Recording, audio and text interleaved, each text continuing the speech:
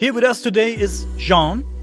Hey, Jean is a UFO researcher. Maybe you can introduce yourself a little bit and tell us a little bit more about what you do.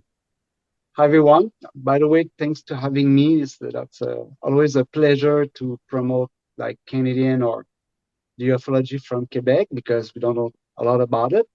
But my name is Jean-Francois, so everybody can call me Jay if you want. And yeah, I did found the Adipan Ufologie for the last 7 years now. And we do a lot of research with sorry, we do a lot of work with abductees and also on the everything what is the physical trace or Tell me more about the abductees. Do the people call you or send you emails and tell about their experiences and then you visit them, or how do you? first of all, like the what we Adipan is we have an office that with which we are right now, and I have a fixed line, so people they can call us when they see something, when they have an observation or they have any kind of experience. They can join us as well through Facebook, and very soon we're gonna have the website will come out. We're working on it right now, and sometimes I receive some call at 2 o'clock of the morning, so pay attention to give like a good following with the witness, maybe an experiencer and everything. So from there, we do open a case file, which is like that. Mhm. And we try to pick up data as more that we can. Mhm.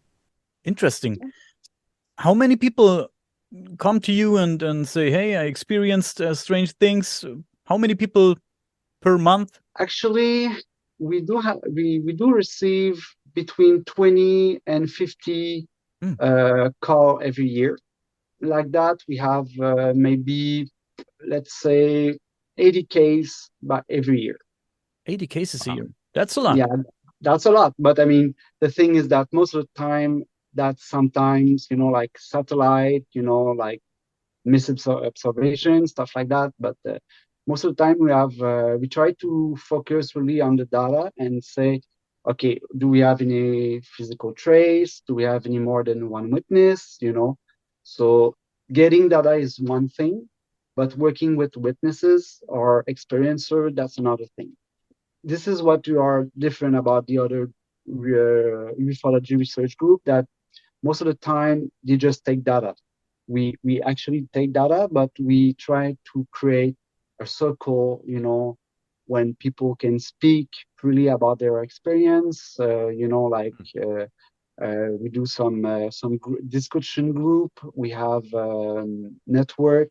We work with ufologists in France. No, that's really interesting. How many people are on your team right now? Well, actually, we do have like 5 person working like together. We are not like the MUFON or like those big organization when we have like different chapter, let's say in different province or country or everything. We want to remain a small group because I think we get a lot of data everywhere, but we're not focusing on the investigation. Working with a small group is better. No, I definitely agree. And then the fact that you guys are independent. I like the Yeah, independent absolutely. researchers. I kind Yeah. of put myself in that position too, because Wisconsin, where I live, is a big hotspot. We have 3 towns that claim to be the UFO capital of the world, and Oh, they actually wow. have all 3 towns have yearly parades where they decorate their cars like flying saucers and dress up like aliens and reminisce UFO sightings and stuff like that. These festivals have been happening since like the 50s, so like it's been Okay. happening pretty frequently, and UFO Okay. sightings and stuff like that. We are relatively new in ufology here. We have a big story in Canada, like a long story of, like good case. But here in Quebec, since the early, let's say 90s, maybe, like TV program, like special meeting or conference start to happening.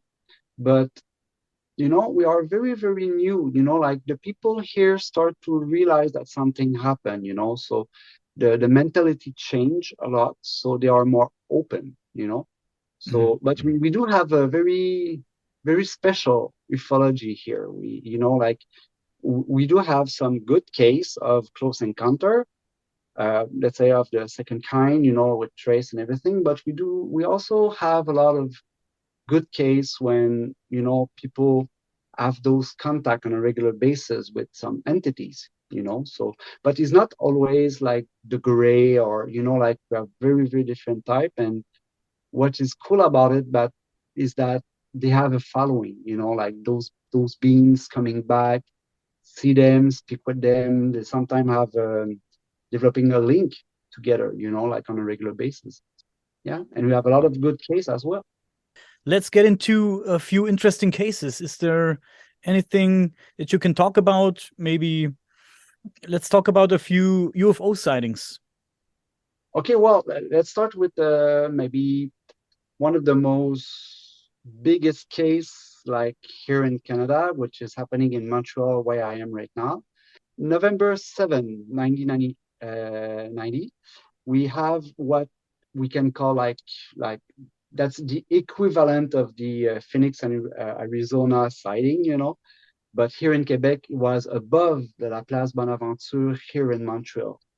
So the observations actually last for 4 hours. That's very, very long for an observation.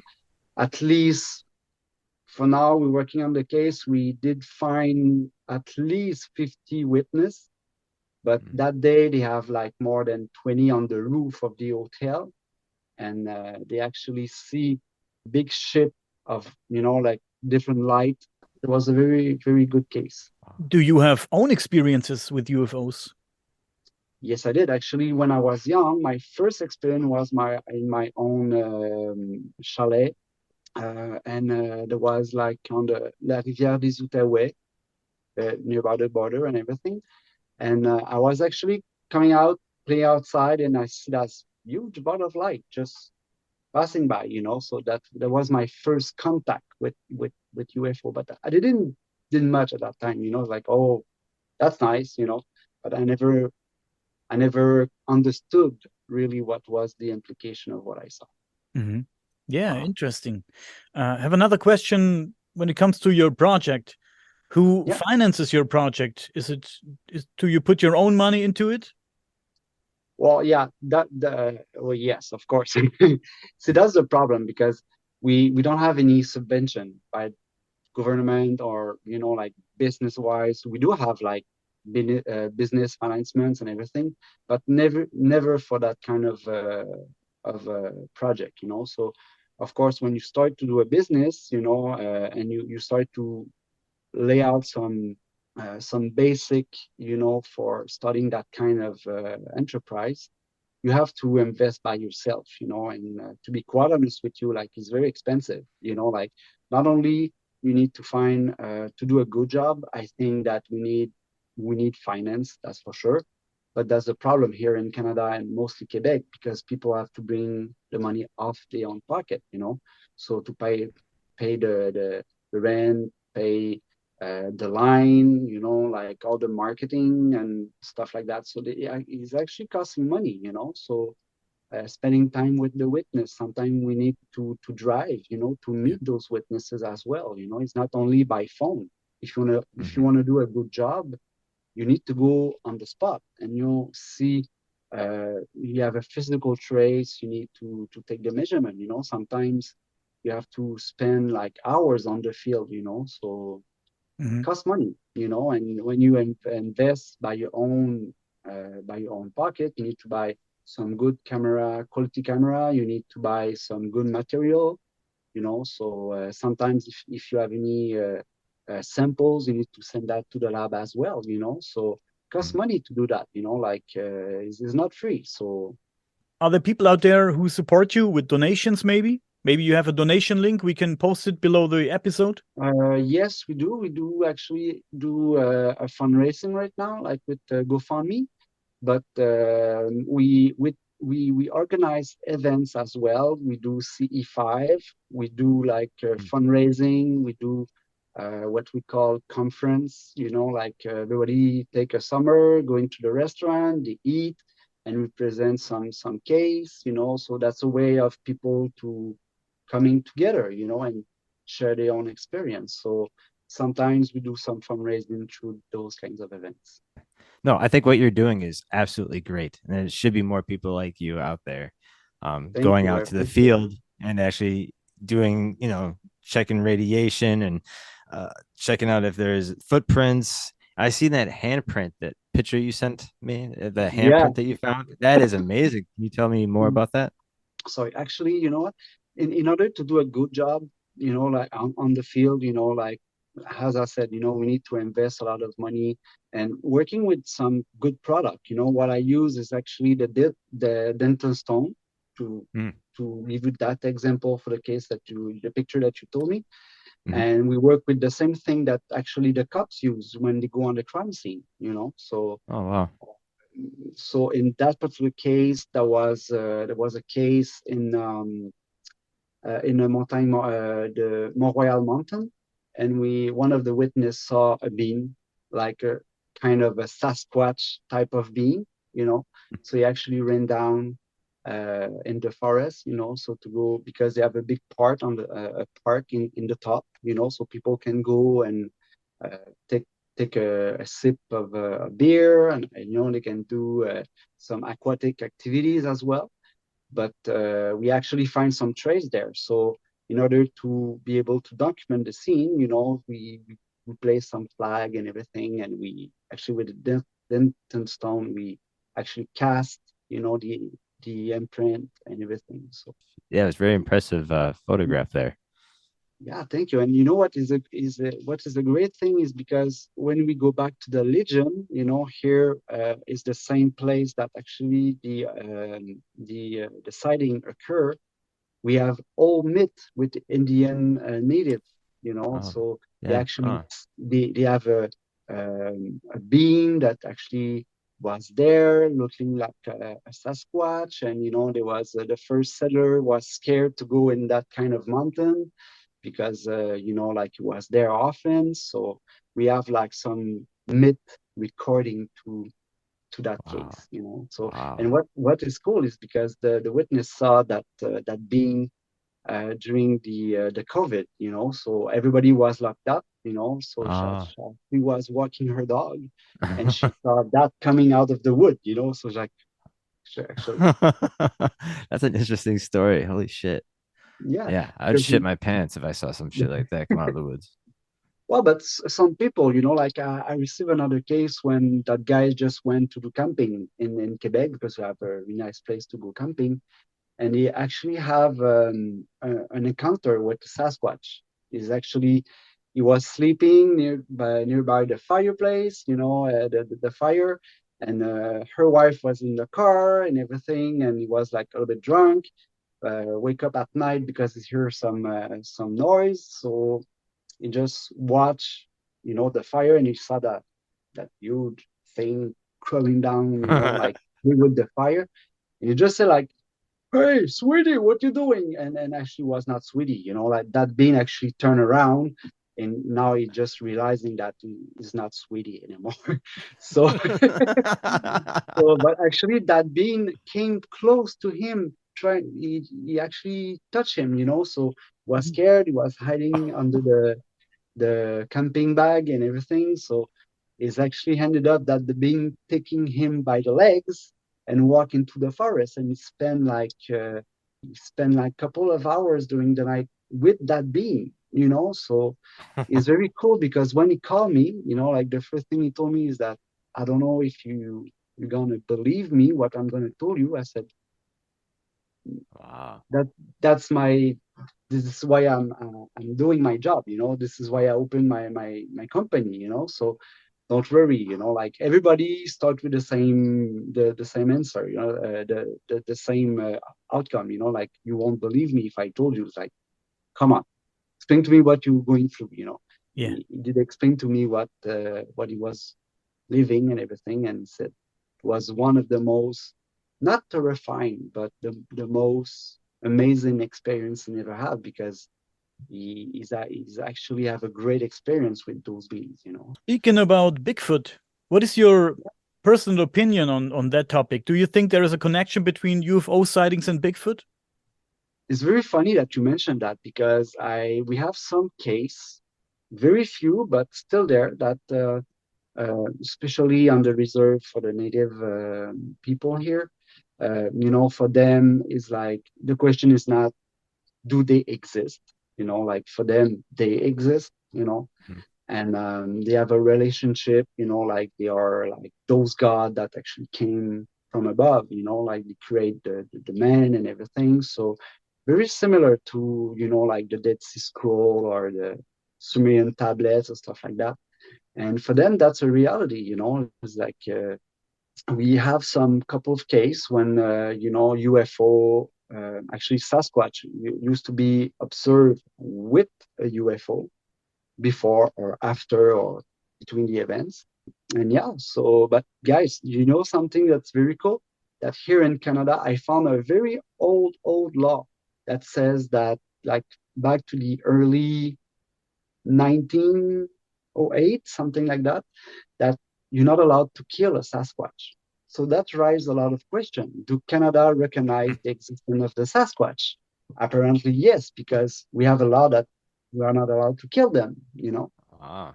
Yeah, actually, you can do 10 years of prison if you do that. When I do some research, you know, I was like, what? That's And amazing.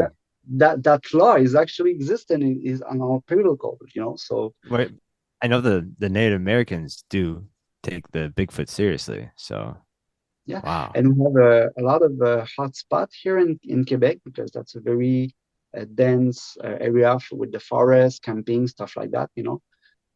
We have a place called Mont Valin that's actually very well reputed for actually have a lot of Bigfoot sighting, you know. So that's very interesting. Yeah. Indeed, that's very interesting.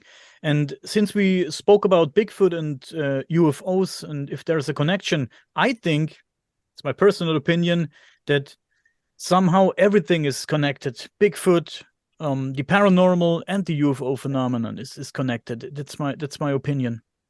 I actually, you know what, I'm 100% with you on that, you know. This is what I think also, you know. Back then, you know, when you start researching that kind of events, you know, you have that tendency to separate, you know, like what is UFO, cryptology, or, you know, like when you do some more than one case, you know, like you do that for a couple of years, you notice some stuff, you know, like you notice that entities can not only be gray, you know, like we see Sasquatch with UFO, you know, and we just came to the conclusion very quickly that, speaking for myself, that we're living in a world like so weird and so spiritual, you know. So with we recognize, you know, the uh, multi-dimension, you know. So, and the question is not where they came from. Do they come from the space? No, you know, like if you look the way that UFO move, the way they disappear, you know, the way they operate, you have to come to the conclusion that we're living in a multiverse, you know. So one moment, you know, like the UFO is there, a second after is there, you know, so he can multiply himself, you know. So the behavior is like amazing. The only question is why are they here and what do they want? Are they here to do research, or what could be the reasons? Even here in Quebec, we have some UFO observation above nuclear website, nuclear or military base, you know, like Mm. it's not new. We still have those kind of event here, you know. So I think that they are there for a long time. I think they're watching us because as a species, you know, we are very primitive Mhm. and we play with nuclear, we going to war, you know. So I think they are there to look what we do, and you know, and that explains why some experiencer have those contacts. I think that slowly for, you know, like all the hybridization of the species. You know, we do have some case here as well, you know, so that you have to raise the question, you know, why those people are abducted, why are they going through medical research, why are they, you know, some experiencer, they become pregnant and the phenomenon show up later in the timeline or in the life of the person, take back the embryo, coming back again, and, you know, studying for 7 years old in your bedroom and lasting for over 20 years, you know. And do we have an hybridization going on? Are they there for, you know, look what we do as a species, you know? And the question remains, where are we going as a species, you know? And if you look all the narrative of the, you know, whole Bible and all the religion and everything, you know, like the flood, the fallen angels and stuff like that, you know, like it's very well recording in the Sumerian tablets, you know. And when you look the case, you know, it was an hybridization back then. The flood came, and what we see now, like, is the same thing again, you know, like people are, you know, like contacted by those beings, you know, they have medical manipulation with the genes and create a new species, you know. So for me, you know, I cannot say for 100% sure, but for what I notice on the behavior, I think that we have a same pattern coming back again. I also talked to some UFO witnesses, and I talked to this guy. His name is Francis, and he was a witness from the Ruwa, Zimbabwe case at the Ariel School. Maybe you're familiar with that case. Of course, you know, where there was the case of, I don't remember the name of, sorry, I'm a bit tired, but it was not John Mack, but John Mack that actually went there and worked on that case. I think so, yes. And in the Zimbabwe in 1994, with 300 students, they actually see a UFO, yes, and they all received the same vision of the apocalypse. Yes. Yeah. Actually, Dan Aykroyd was commenting on that. It was very funny. And I had the chance to meet Francis at a convention here in Germany, in Frankfurt, in Germany. And I talked to him about what has happened there. Of course, he was a child back then, and he told me about the telepathical messages. I think he did not receive telepathical messages, but his friends did. I hear that a lot when I talk to UFO witnesses, and those messages are often, very often, about take care of your planet, take care of the nature in general, keep the planet safe. Do you have reports of that too? Are there similar reports from people? Yes, we do actually. I have just a few of those kind of statement, but in other group, let's say Garpin or Moufon here in Quebec, we have some case when a lady was actually adopted by a mantis kind of being. She was actually on the ship, and the being was very rude with her, you know, like very straightforward, you know, like don't this, why you do that, and a lot of question, you know, why human being you are so arrogant and stuff like that. You know, she was not feeling very well in that communication.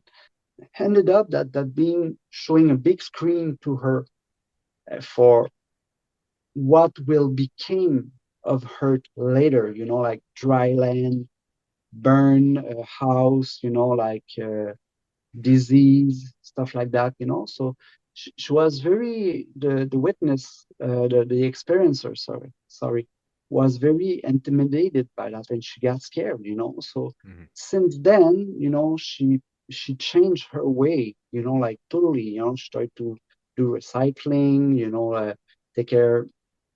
She was taking more, she became an activist, you know, and stuff like that. So I think they tried to send us some message here, you know, because obviously we play with nuclear, we don't respect nothing, you know. So, you know, I think something's going on there. And that makes you wonder why if there's aliens that want to take care of us and of our planet, why they don't reveal themselves to us? Because it would be that easy. It would be that easy. Make yourself known, come down with your ships, and give every person on the world a telepathical message, and tell them that you're real, tell them that you're there. I wonder why that doesn't happen. That's something I used to speak a lot, because can you just realize how bad it will be if tomorrow morning flying saucer just land in Ottawa, it's say to our good Justin Trudeau, like, hey, hi, we do exist, like religion, all people of religion gonna go nuts, like they're gonna a lot of suicide, and people, we are not ready for that yet. This is why CE5 do exist, because those things create a small amount of people coming together with meditation to call, to build a bridge between, like us and them. We see that often with Dr. Greer. I cannot just like realize how bad it will be if that happened here in Canada. Like aliens coming, and like people's gonna go crazy. It's not a good idea. We all, as a human being, we already have difficulties accepting each other with their own religion or race, color, like behavior, sexual orientation. So welcoming a beings from another place, another world, we first have a lot of work to do with ourselves in order to, welcome. See, you go outside and you say hi to someone, and that person's going to say, well, what the fuck you want, bro? It's like, so as a human being, if we act like that with superior beings, yeah, we need to work on ourselves. No, you're totally right. Yeah. About how religion would just crumble. Yeah. And see, that's another thing.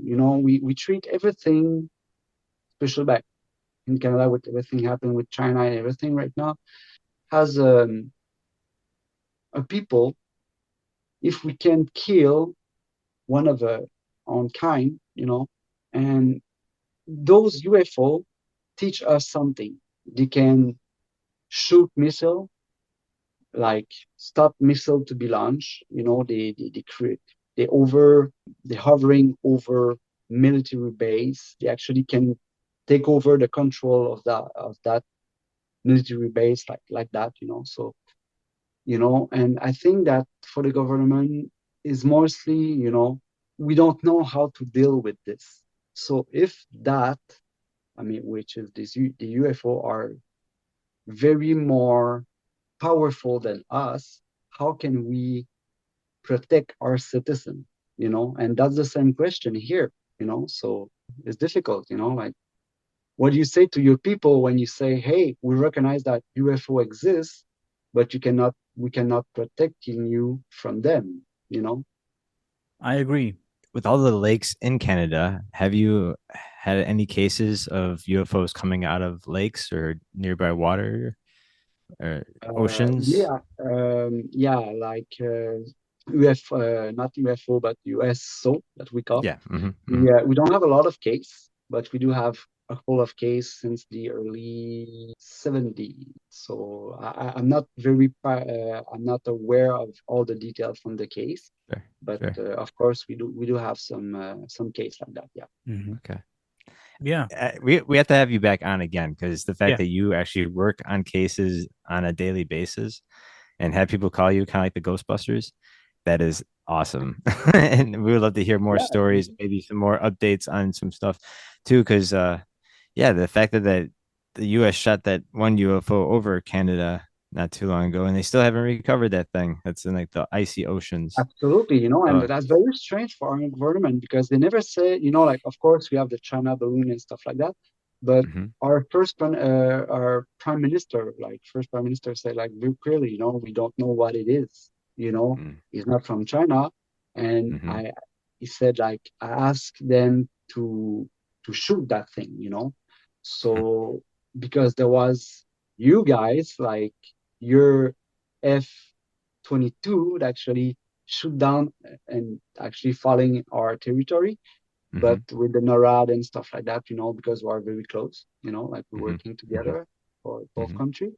So, but we didn't have any feedback on that yet, so, and it's very rare, like for Justin Trudeau to go there on the field, work with the people there, when he stands in his statement, he clearly said that this is an unidentified flying object. So we do not talk about like a weather balloon or something like that, So everybody went like, what? So it's very interesting. So we did a live on that, last 2 weeks, but we do follow the case like very, very like often, to see how all the development and everything, and we start to have like all the paper. We ask the men for the access of the information and stuff like that. So I'm very surprised, like I'm very interesting to see the conclusion of that, so. Then I think let's wrap it up for today. That was very cool. Thank you. Yeah. Stay with us for 2 more minutes.